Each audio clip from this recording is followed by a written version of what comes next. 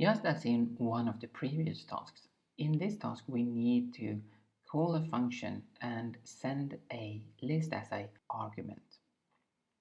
And what are we supposed to do then?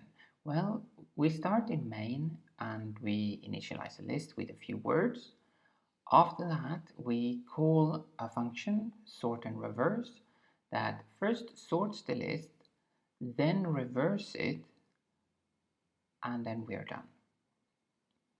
And if we go back to main after having called this function, we return here, and then we print the list, and then we are finished with the script. So this is the plan for what we should do. So let's create a script and get started. And I think I'll start by implementing this function, sort and reverse.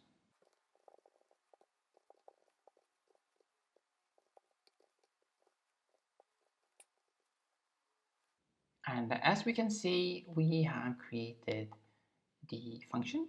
It takes one parameter, and in the function we call sort and reverse on that list. So we are rearranging the elements in the list itself.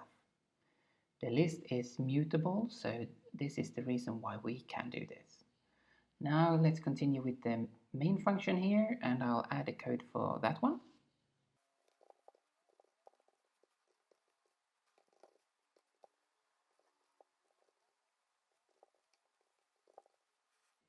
And we can see here in the main function we create a list, we call it sentence, and we initialize it with 3 words. Then we call our function sort and reverse, which sorts the words and then reverse them. And when we return back to our main function, we print that list. So let's try to run it and see how it works. And we can see we get the expected output as listed in the task.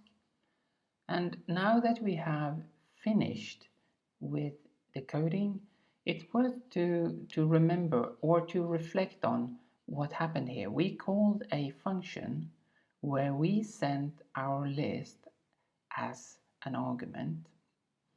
Then inside this function, we rearranged the elements in the list.